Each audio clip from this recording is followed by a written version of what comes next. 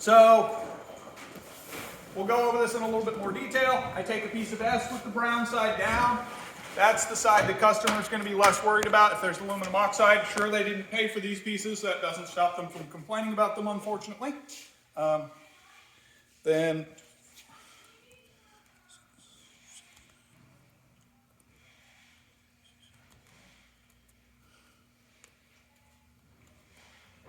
without a lot of practice, you don't want to be necessarily counting that fast. Early on, when I'm having people stack for me without some practice, they'll normally miscount at that speed. But if you've got an extra person and you're trying to build a pallet, that's one way to be faster, is to have somebody count for you and then offset your packs, and I'll demonstrate that in a second, and then have somebody stack off your deck onto the pallet for you, which you've kind of got to pre-plan the order so that they know what's coming off and what order to stack things in. But the way that I'm counting these more accurately is that I'll pick up with my fingers and then push down with my thumb, and what that does is if I pick up too many pieces, I can discard the rest of them much more easily, right? And it takes a little bit of time to get the pressure right so that I'm not damaging these, but it lets me accurately count these even without looking at them, and my eyes are simply a double check because they get offset and hide fairly easily. So 1, 2, 3, 4, 5, 6, 7, 8, 9, 10, 11, 12, 13, 14, 15, 16, 17, 18, 19, 20, 21, 22, 23, 24, 25, 26. Now, if somebody's stacking for me, all that they're going to do is throw some air under it and offset these to take it off this corner. Then we count another 26. Yes, I know these are doubles.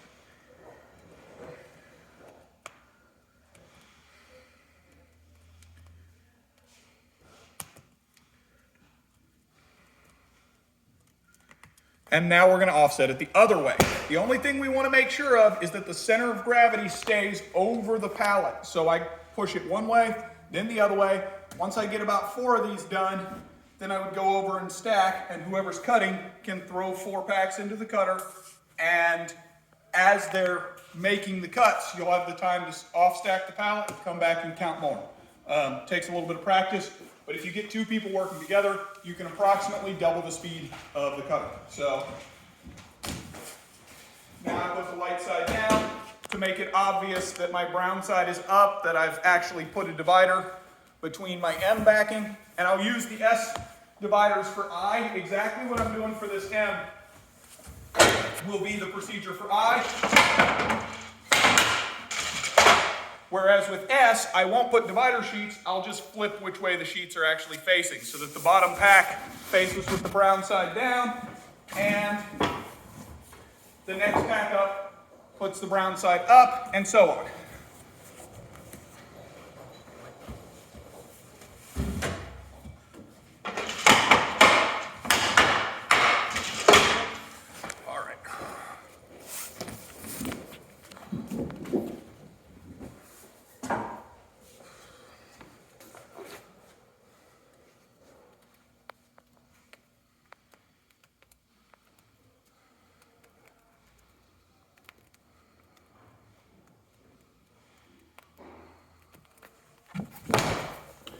Also, to carry this much backing easily, I'm going to put my hands kind of towards the middle. I'm going to step in towards the backing and put some pressure down to get it to bow this way. If it bows that way, it becomes much heavier. So this is difficult because it's trying to go down to the ground. If I can get it to stay this way, then it's pushing into my body, and I can bear the weight with my whole body instead of just my hands. Makes it easier to cut at high speed. It also helps relieve some of the pressure that can cause repetitive strain injuries in the wrist. I put this top one on so that if one of the pieces gets marked, it's going to be the S piece that is just in here to protect the backing rather than that top piece of M, especially with that M that crushes real easily. If the M is showing marks from the clamp, you can go down on the pressure, but if you're having to cut enough that that's causing deviation, you can also add another S sheet to help protect the M.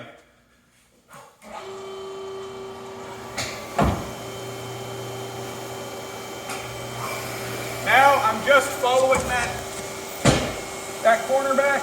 All right, so when you have this many, and you may even notice it with a few, if you have just a little bit of backing, sometimes it'll spray at you. So to stop it from spraying, I put my tamper there. As long as any of this backing is out, that jogger block is not going to get cut.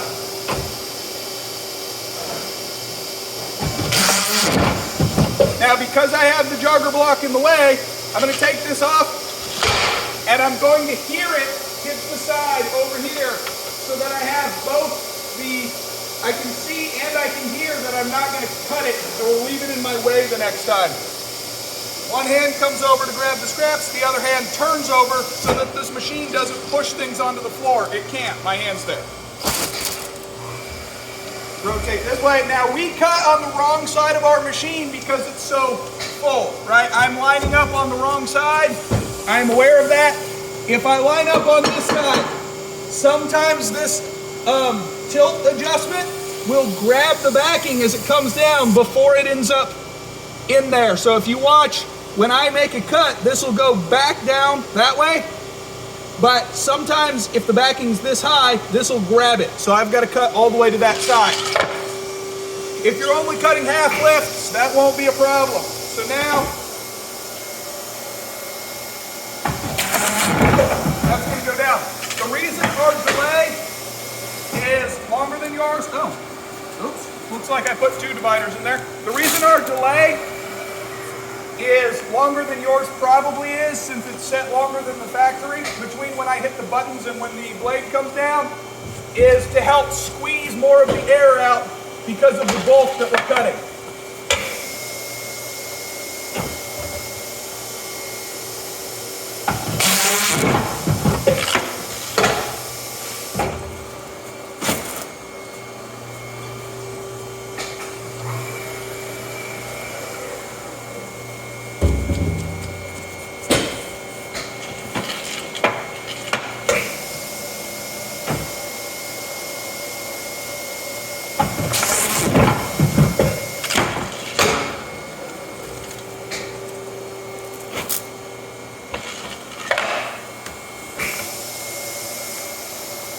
This is where, having those weird programs laid out, you may want a picture of that program printed somewhere or something. I've got 32 inches of width, I've got 11 inches here, and this is going to be 2 of my 11s, and the other 4 are going to be turned in the other direction.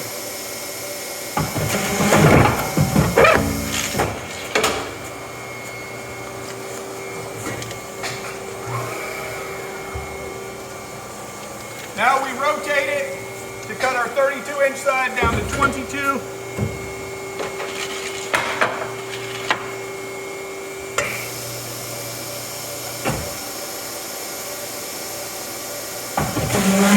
Now this piece is going to be 10 by 29. It looks a lot like the piece I just shoved over there, so just be careful that you're not getting your straps too confused. My 4 is on the outside. Shouldn't be. I should be putting it here where it's more out of the way.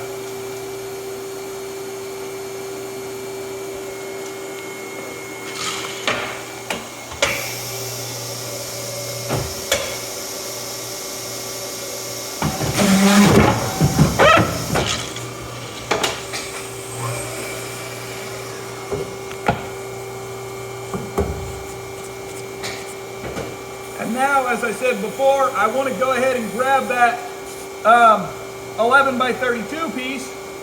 These are 11 by 29s. I'm cutting them down to 28. I can cut that 11 by 32 down to 28 at the same time.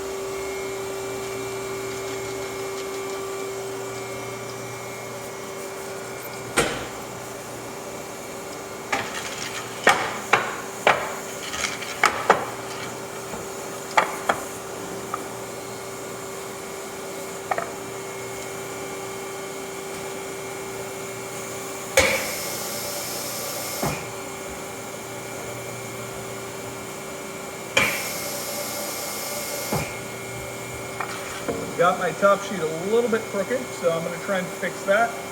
But it's not a 16th crooked. It probably would have been fine anyway.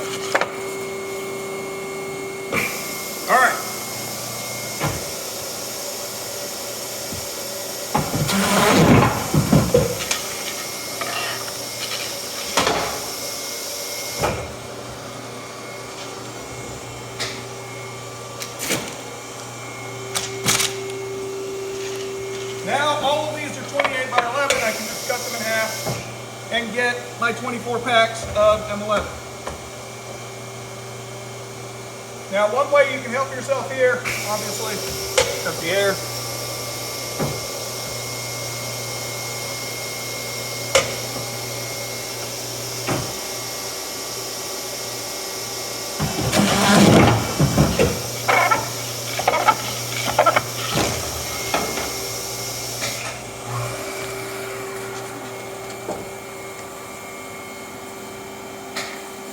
Now this end portion of our program is specifically set up to downsize the scraps that we've made. So you'll notice I've got 2 sets of scraps at the same time because I waited for 2 lifts so that I could make less cuts. You got to be a little bit careful if they're drastically different heights. That can cause problems. The clamp can't reach stacking, that kind of a thing. And actually, one of these had an extra divider sheet, so I'm going to take that one because it's going to tend to be a little higher. Move it to the outside. Move the slightly shorter one to the inside. We don't want to cut drastically different heights, but if it's only vaguely different, you just put the total one on the outside. And then for the most part, you don't want to go, if you have full stacks like this, past halfway on the blade, unless it's just one lift like what we were doing with the 11. With scraps, going past halfway is probably too much most of the time.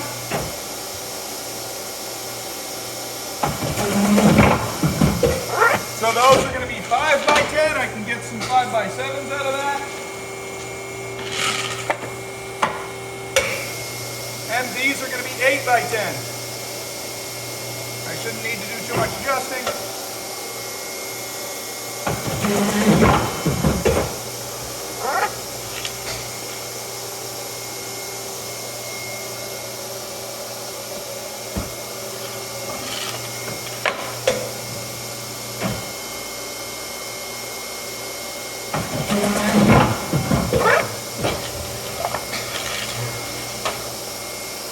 And now I'll manually cut 4s or 5s if I need them. We pretty much never have to cut 4s or 5s of any size out of parent sheets because they come out of so many different scraps, and we are lucky to have enough space to be able to have some small locations for all those 4s and 5s. So I know 5s are quite popular. I'm going to go ahead and do those for sure. I would actually like to have more space than this, but if I switch to manual, my pressure thing has gone away.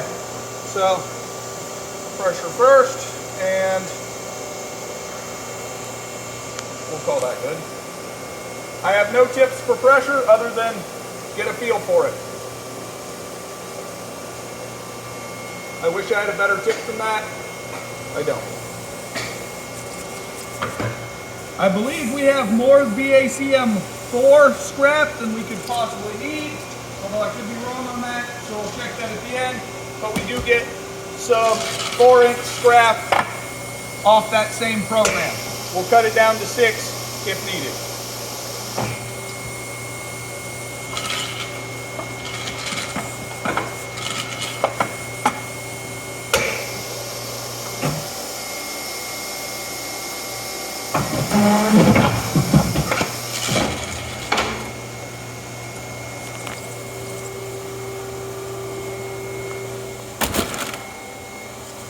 Now at this point, if I had someone stacking a pallet for me, we would also have a cart sitting here to put the extra scraps we don't need.